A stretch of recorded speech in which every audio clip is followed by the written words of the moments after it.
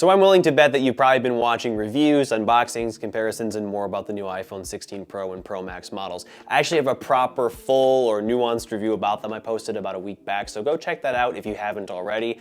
But if you want a comprehensive list of reasons as to why you should snag a new 16 Pro or Pro Max, especially as they become less back-ordered and available to buy in-store, then you've come to the right place. The first reason to pick up one of these new models is because of the newest color introduced, or rather reintroduced. I'm usually a gold hater, but even I can say that Apple got gold, or what they're calling desert titanium, so right. I was initially so infatuated with this color option that I picked up two Pro Maxes on launch day, my typical go-to silver or recently white titanium model, and one of these new desert titanium models, so I could live with both during the return policy window. I did end up sticking to white, predictable, but I have never been more tempted to go gold. This year's gold model reminds me of the iconic iPhone 5S, which first introduced the color option back in 2013 in a subtle, more champagne shade. It's also reminiscent of the iPhone 6 or the iPhone 8, which I think absolutely ate with this color as well, looking very refined opposed to looking too shiny, sort of tacky like cheap jewelry, which in my not so humble opinion is what I think we got with the XS or the 14 Pro models. So if you have to have the latest and greatest from Apple and want a new color, grab a 16 Pro model with this gorgeous champagne earthy chassis color. As the name suggests, you definitely won't regret it. However, the second reason I have is definitely a better one, something to do with an aspect that I'd argue affects your quality of life far more. This reason, of course, has to do with display size, and for the first time in 4 years, the displays have gotten even bigger. 6.1 inches to 6.3 inches with the smaller Pro, and 6.7 inches to a whopping 6.9 inches with the Pro Max. The increase here may not seem like much, but let me tell you, it definitely makes a difference, especially with the smaller Pro model. For the first time in a while, I think that people who want to have the best iPhone model available no longer have to resort to the Pro Max to get a fairly large display. Although I prefer the Pro Max, 6.3 inches with the Pro is a fantastic sweet spot, and I'm super excited to switch to it later this month and share my thoughts, so stay tuned for that. But across the board, typing with two hands is much nicer, and quite obviously consuming content is an even better experience, all without adding too much extra size or weight. The borders are also even more razor thin compared to last year's models, which were already very slim. Regardless of which display size you go with though, I think they'll look even cleaner paired with one of my SKYLINE III wallpapers as well, which consists of 25 plus photos I captured of New York City's iconic skyscrapers. They're optimized for all devices, especially ones running iOS and iPadOS 18. I'll leave a link in the video description if you're interested. Next up though, the third reason to buy one of these phones has to do with the brand new camera control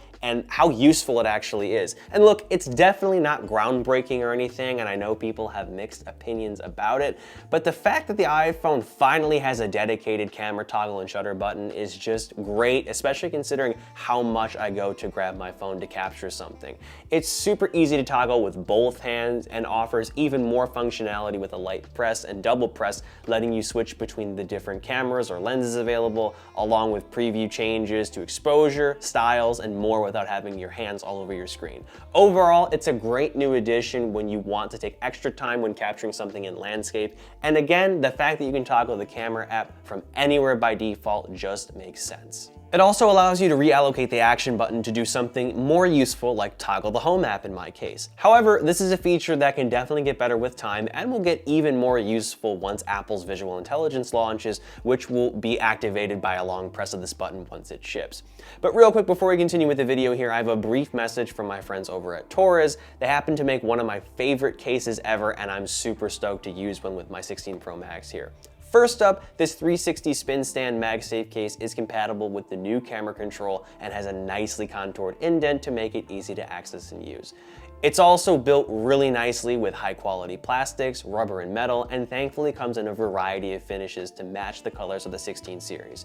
More importantly though, as the name suggests, it also includes this built-in rotating ring, which is incredibly useful. Torres actually pioneered this kind of case, and I think they do it best. I literally won't use a case without one of these ring stands, since it serves as a 360-degree stand, a function which I now take advantage of daily when I'm using my phone while working, making FaceTime calls, or just scrolling through TikTok or more when I'm eating. The stand also serves as a sort of pop socket-like grip without adding extra bulk. It sits flush against the case, allows MagSafe and wireless charging, and doubles the typical MagSafe magnetic strength to 18 newtons. Best of all, the case is also super sturdy and provides fantastic drop protection with raised edges around the screen and camera. Last up, they also sent over their Glasgow tempered screen protector to apply and test out. It's super simple to put on your phone with the included applicator. All you have to do is clean your phone screen, place it face down in the applicator, and pull the tab to adhere the protector to your phone without any air bubbles or dust getting in the way. And presto, you have edge-to-edge protection along with crystal clear quality that's designed for Apple's high-end Retina displays, while also providing anti-glare, anti-reflective, and anti-fingerprint qualities. It also helps to block out some blue light while in use too. I'll leave links in the video description down below if you're interested in checking these fantastic accessories out. But anyway, moving on to reason number 4, the ultra-wide camera has gotten an upgrade this year. It's got the same lens or optics, but the sensor is all new with a quad pixel 48 megapixel resolution. This means there's more detail being captured and downscaled by default to 12 megapixels. But you also get the option to capture a full resolution 48 megapixel Pro RAW or HEIF Max photo, which definitely looks sharper and produces really clean images. I also find the ultra wide increasingly useful for taking photos close up that the 1x main camera just can't quite focus on.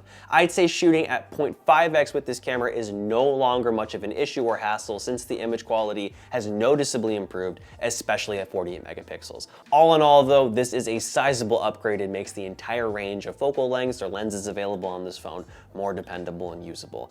And still on the topic of cameras, reason number 5 to go for one of these models this year has to do with there being a 5x telephoto on both the Pro and Pro Max models. Last year, this was a Pro Max exclusive, so this double implementation is a huge win for those who, again, want the best iPhone without the size and heft of the Pro Max. It isn't a new feature by any means, but the 5x produces really wonderful compressed images with great depth of field and of course offers fantastic real optical quality zoom for photos and videos alike. Next up though, reason number 6 is another camera related one, so bear with me here, we got one more-ish after this, I promise.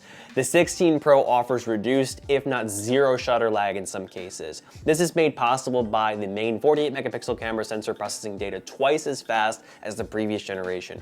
Reduced to zero shutter lag is amazing for taking shots with a lot of action happening with your kids, pets, a sports event, the list goes on. All at 24 to 48 megapixels, HEIF or Pro RAW.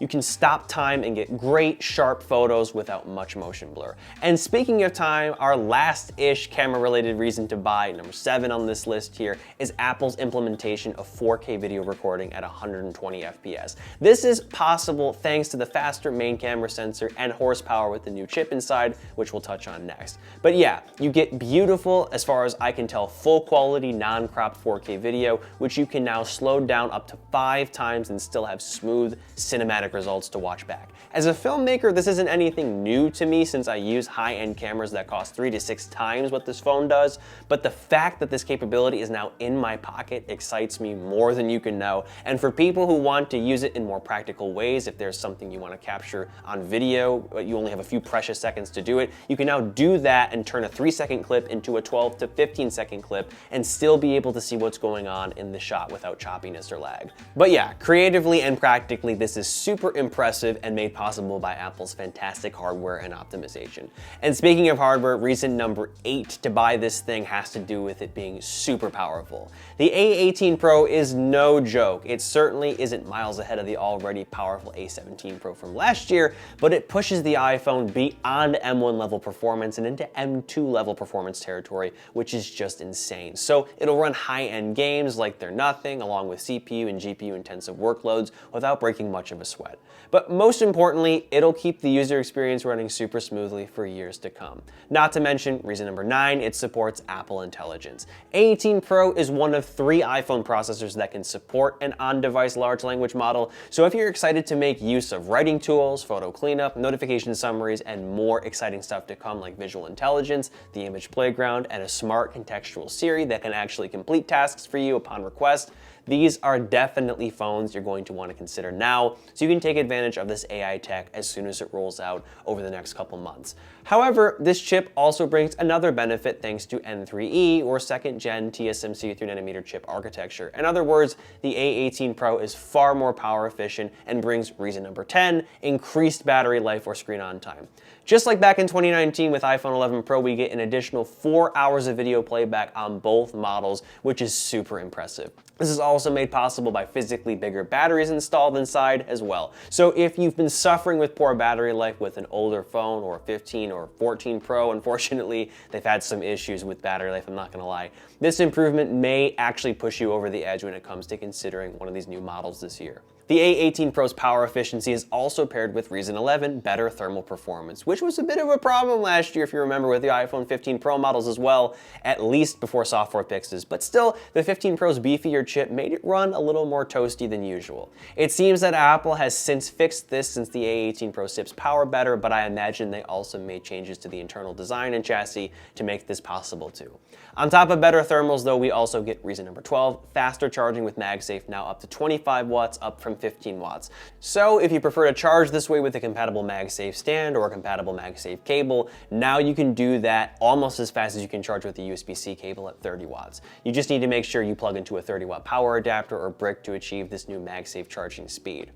Rounding out these reasons though, reason number 13 to buy a 16 Pro model this year has to do with the operating system it's running, which at this point is iOS 18 and soon to be 18.1. Although you can install it on pretty much any iPhone 10R and up, there has never been a better time to switch over since the operating system is more Android-like than ever. We finally get RCS support, which honestly is great for communicating with our contacts who, God bless them, have to suffer through a lackluster smartphone experience day in and day out. There's also increased customization on the home screen, a vastly improved control center, and much more. So if iOS's limitations have held you back in the past, these improvements may entice you to enter the ecosystem garden even more.